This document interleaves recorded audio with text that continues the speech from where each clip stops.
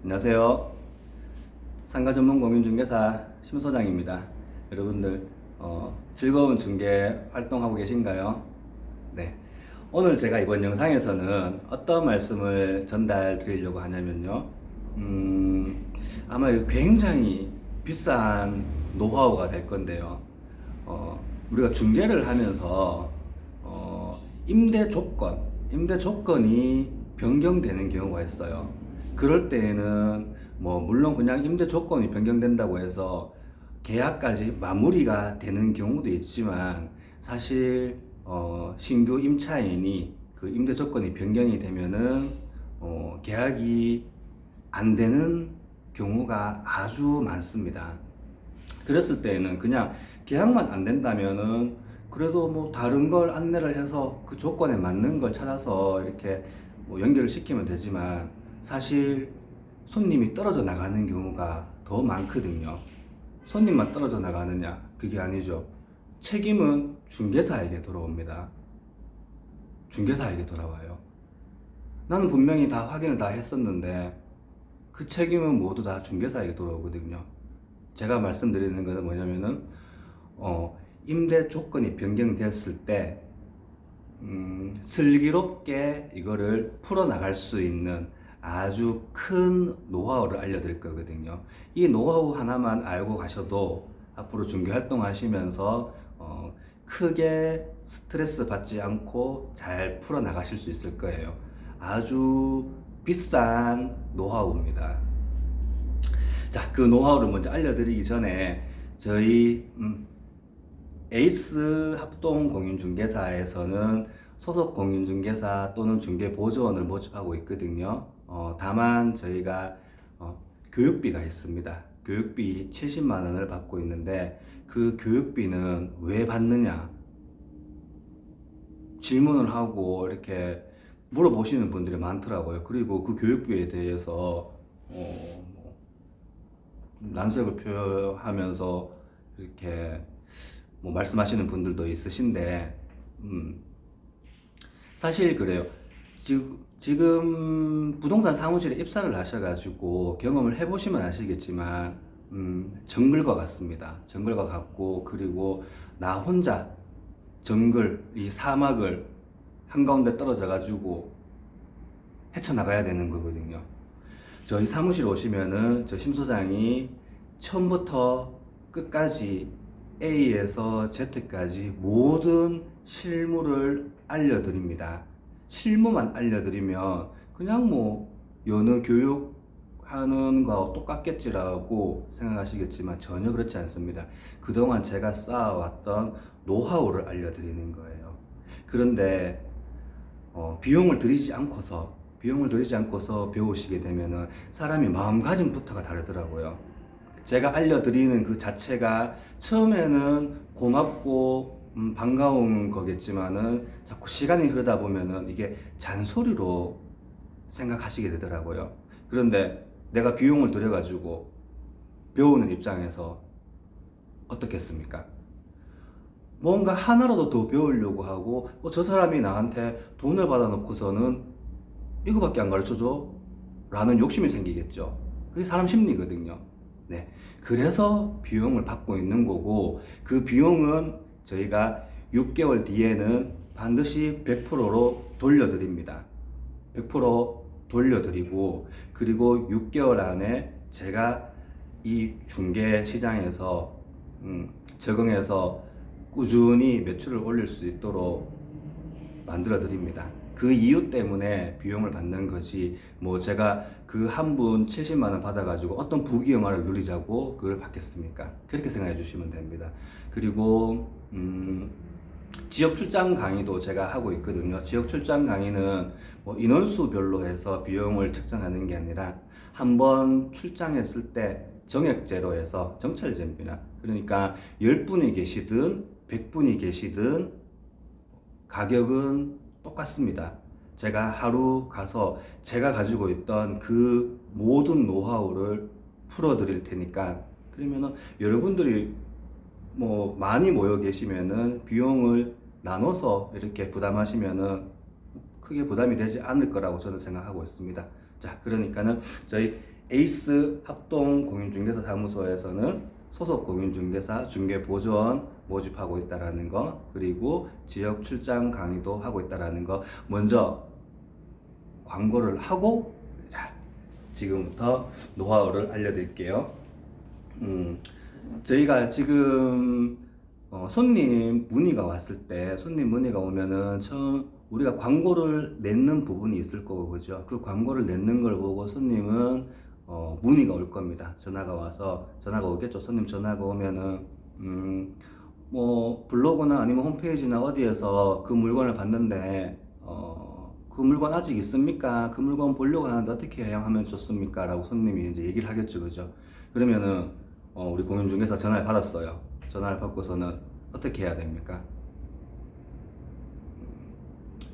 확인을 먼저 해야 되겠죠. 그 물건이 내가 접수 받을 때 당시에는 시간이 좀 지났으면은 물건이 나갔는지 계약이 됐는지 확인을 해야 됩니다. 그죠? 그냥 그거 확인도 안 하고 내가 알고 있는 정보로만 가지고서 네 아직 안 나갔습니다 라고 시간 약속 다 잡아 놓고서는 물건 주인에게 전화했는데 그거 어제 밤에 계약금 들어왔어요 라고 하면은 그때부터 바로 그냥 이 공인중개사는 한번 신뢰를 잃게 되는, 손님에게 신뢰를 잃게 되는 거지 않습니까? 그죠? 그렇기 때문에 손님에게 정중히 네 제가 그 물건 접수 받은 지가 시간이 좀 얼마 정도 지났는데 제가 지금 바로 전화를 해서 확인을 하고 그 물건이 아직 계약이 안 됐는지 확인을 하고 전화를 드리겠습니다 라고 전화를 끊고 확인 작업을 하는 게 맞겠죠, 그죠? 자, 확인을 하러 이제 전화를 했었습니다. 전화를 합니다. 전화를 하면은 뭐라고 얘기할까요, 우리가? 전화를 해서 그 물건 임차인, 기존 임차인한테 전화를 해서 사장님 그 뭐 땡땡 족발집 맞지요? 그러면서 저 얼마 전에 접수받았던 부동산인데 그 물건 계약됐습니까? 그러면은 이제 주인이 얘기하겠죠. 아직 안 됐습니다. 아, 네, 알겠습니다. 그러면 이따가 손님 모시고 갈게요 라고 전화를 끊으면 이건 하수입니다. 하수예요. 자, 전화를 끊지 말고 사장님 그러면은 그때 저한테 접수하실 때에는 보증금 5천만 원에 월세 150만 원, 권리금 5천만 원 요청하셨는데 조건 변동 없으시지요? 라고 물어야 돼요.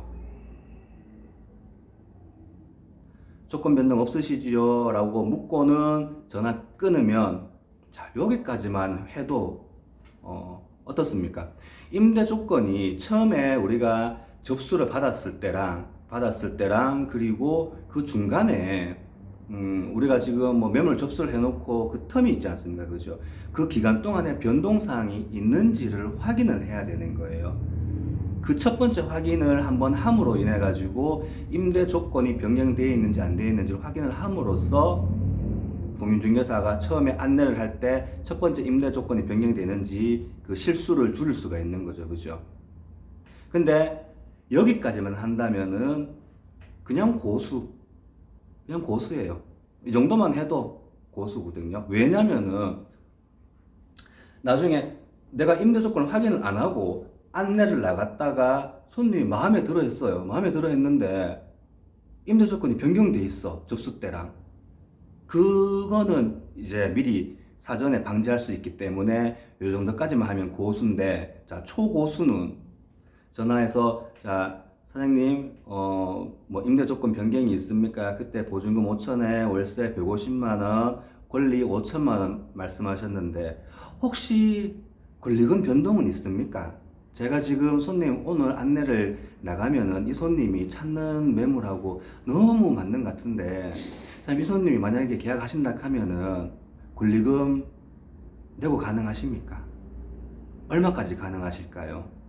라고 권리금 조정까지 얼마의 폭이 있는지까지 확인하고 들어가는 게 초고수. 네. 요것만 알려드리면은 심소장의 상실 강의, 제가 이거 노하우 이 못이랐고, 그죠? 말 한마디 하는 게 못이랐고, 이걸로 해가지고 제가 여러분들한테 당당하게 노하우를 알려드린다고 말할 수 있겠습니까? 근데 사실 이것까지도 못하는 사람들이 아주 많습니다. 자, 초고수는 어떻게 한다고요? 손님 물건 문의가 왔을 때 네, 확인하겠습니다. 확인하고 전화 드릴게요 라고 전화를 끊고는 물건 확인하면서 보증금, 월세, 권리금이 임대 조건이 변경되어 있는지 한 번 더 확인한다 그랬죠. 자, 여기까지가 고수. 그 다음에 권리금이나 뭐든 내고 할 수 있는지, 그리고 그 폭이 얼마나 되는지, 그죠? 이거를 미리 만들어 가는 거는 초고수. 자, 그 다음 어디 가서도 배울 수도 없고 학원에서도 배울 수 없고 누구도 가르쳐 주지 않는 저 심소장만의 노하우. 그 다음부터 나갑니다. 지금부터 나갑니다. 잘 들으십시오.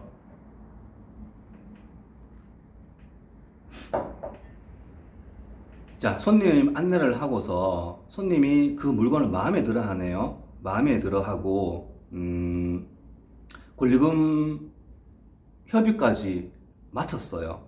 자, 제 커리큘럼에는 권리금 협의 그리고 물건 안내할 때 뭐 해야 될 액션, 멘트 모든 것들이 많습니다. 하지만 지금 주제는 임대 조건 변경에 대해서 말씀드리는 거기 때문에 중간 내용은 다 생략을 하고, 자, 임대 조건 변경에 대해서만 설명드릴 겁니다. 처음에 우리가 물건을 접수를 받을 때 당시의 임대 조건하고 그리고 안내를 했을 때 임대 조건이 변경되는 거는 우리가 첫 번째 단계에서 방지를 했습니다. 방지를 했는데, 자, 권리가 성사되고 임대차 계약을 하려고 하면은 임대차 계약은 뭡니까? 임대인과 새로운 세입자하고 그 계약하는 거지 않습니까? 그렇죠? 그러면 그 임대인이 임대 조건을 변경시켜 버리면은 그러면은 마지막에 또 임대 조건이 변경되는 거거든요. 그러면은 새로운 세입자, 지금 신규 세입자는 처음에 알던 거와 다른 조건의 임대 조건을 듣게 되거든요. 그렇게 되면은 이거 계약이 무산될 가능성이 아주 큽니다. 임대인은 뭘 얘기를 하느냐? 월세를 올리려고 하거든요. 임대인은 권리금하고는 전혀 상관이 없기 때문에 임대인은 새로운 세입자가 들어오려고 하면 월세를 올리려고 합니다. 자, 그러면 어떻게 해야 되겠습니까? 임대인은 한번 세입자를 넣으면은 10년 동안 자기가 세를 놔야 된다는 걸 알고 있기 때문에, 그리고 그동안 이 사람이 기존 세입자가 있으면서 월세를 못 올리고 있었기 때문에 세입자가 바뀌면 당연히 월세를 올리려고 하거든요. 그러면은 여러분들은 어떻게 하시겠습니까? 임대인 찾아가서 아주 공손하게 얘기하시겠습니까? 노하우 들어갑니다. 자, 잘 들으십시오. 기존 세입자가 지금 권리금 협상을 마치고 권리금 계약금을 받던지 아니면 좋아요. 자, 권리금 계약금을 받았다라고 할게요. 권리금 계약금을 받았으면은, 자, 그때 우리 공인중개사가 기존 세입자한테 물어보는 거죠. 자, 사장님, 이제 권리금 계약은 성사가 됐는데, 권리금 계약금을 받으셨으니까 이제 권리금 계약은 성사가 됐는데, 사장님 혹시 이거 이제 임대인한테 사장님이 계약을 마치고 새로운 세입자를 넣는다라고 말씀을 전달하셨습니까? 라고 묻습니다. 물으면 돼요. 물으면은 했다, 안 했다, 대답이 나오겠죠. 뭐, 내가 지금 한 2달 전부터 지금 월세를 지금 못 내고 있어가지고, 지금 임대인한테도 얘기도 해놓은 상태고, 뭐, 얘기는 다 해놨다. 라고 말할 수도 있을 거고요. 그거 뭐, 일단은 뭐, 언제 나갈지도 모르니까는, 뭐, 가게부터 내놨는데, 이제 뭐, 임대인한테 뭐, 얘기해야죠. 하면서, 그렇게, yes or no 대답이 나올 겁니다. 자, 그러면은, 어떻게 해야 되느냐? 보통의 일반 공인중개사들은 이제 임대차 계약 일정을 잡아야 되잖아요. 그죠? 그러면은 보통의 공인중개사들은 임대인 전화번호를 물어가지고 임대인한테 직접 전화합니다. 직접 전화해가지고는 아주 공손하게 어디 어디 땡땡 족발 지금 이제 권리금 계약이 됐는데 임대차 계약을 쓰려고 하는데 뭐 사장님 편한 시간을 알려주시면은 그때 임대차 계약 시간을 잡을게요라고 하면 임대인 어떻게 생각할까요? 뭐라고 화내는 사람도 있고요. 실질적으로 당신 누구냐고, 당신 누군데, 나는 지금 전혀 듣지도 못한 얘기인데 전화해가지고 이런 소리 하냐면서 일단 끊어보라고. 아니면은 뭐 아 그래요 그럼 잠깐 좀 뒤에 한번 전화합시다 하면서, 그게 뭐냐면은 임대인은 자기 수익 발생을 시키는 거는 뭐냐면 새로운 계약을 하면서 월세를 올려야 되거든요.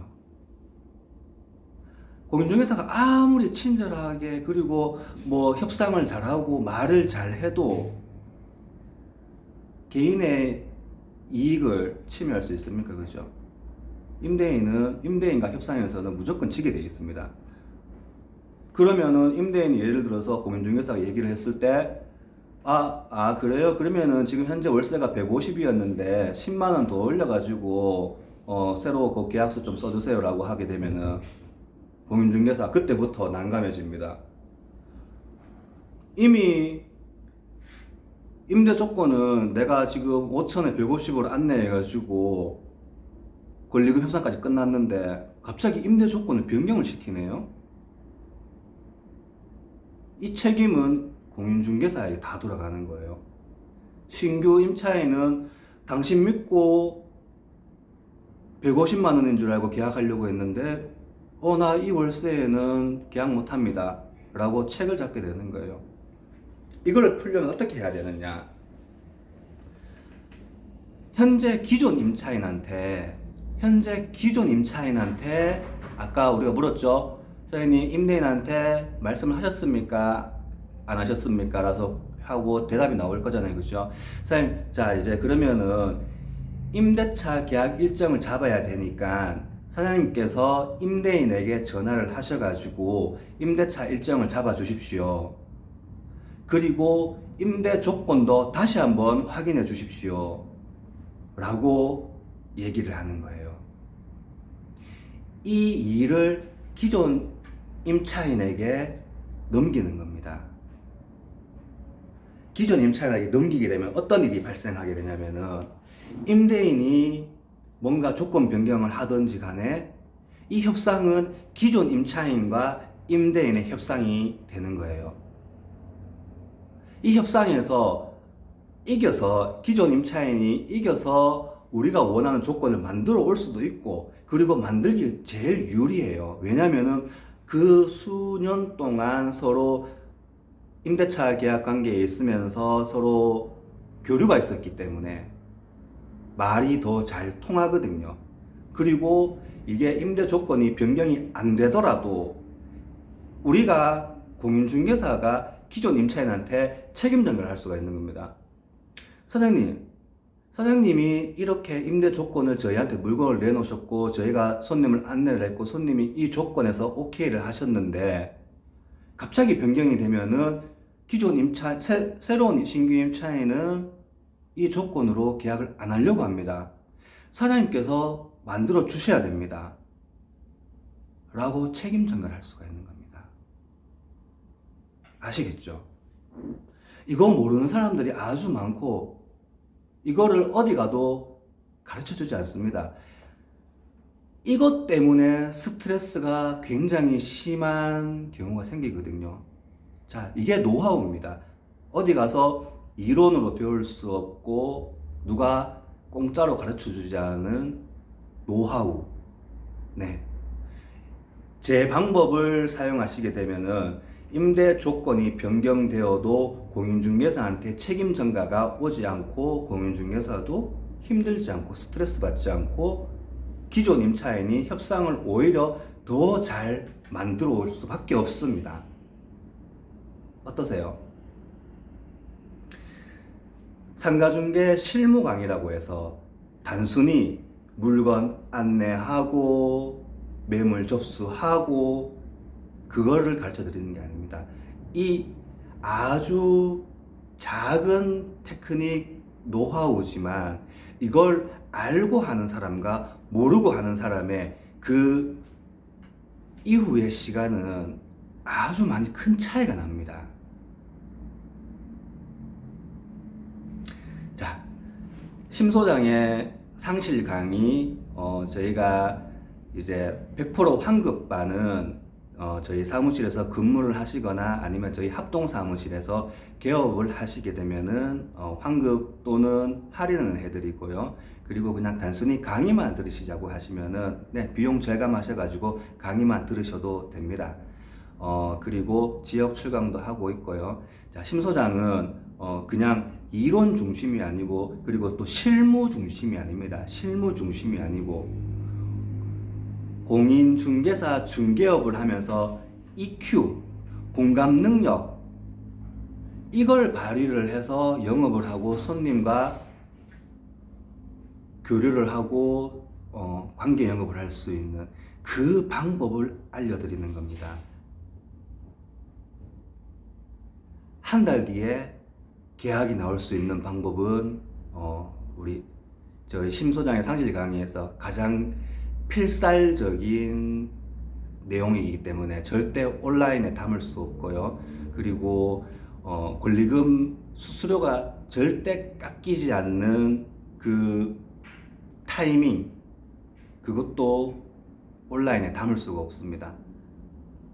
그래서 오늘은 심 소장 상실 강의에 대해서 아주 궁금해 하시는 분들 어떤 걸 도대체 가르쳐 주길래 쟤네들은 취업을 하는데 돈을 받고 또 쟤는 뭐 학자 출신도 아니고 교수도 아니고 비전문가 아주 전문가죠. 예. 그런데 이론 수업을 하는 것도 아닌데 뭘 가르쳐 준다라는 거지? 라고 궁금해 하시는 분들이 계셔가지고 제가 알려드리는 아주 작은 극히 일부분의 노하우 알려드렸거든요. 이 노하우 모르고 가시면은 3개월 안에 스트레스 받고 지쳐서 쓰러지십니다. 근데 알고 가시면 어떻습니까? 어깨 힘들어가고 네, 계약 끝나면은 손님들한테 인사 받습니다. 소장님 덕분에 계약 잘 했습니다 라고. 정말입니다. 네, 그걸 가르쳐 드리는 거거든요. 자, 좋습니다. 영상 제가 뭐 이렇게 많은 얘기들을 하다 보니까 시간이 좀 길어졌는데 오늘 이번 영상 이렇게 마치도록 하고, 여러분들 저희 그 댓글에 보면은 심 소장의 상실 강의 링크 또는 저희 입사 지원 링크 아래 하단 댓글에 고정 있으니까 많이 또 참여해 주시고 많은 관심 부탁드립니다. 네, 오늘 여기까지 하겠습니다. 고맙습니다.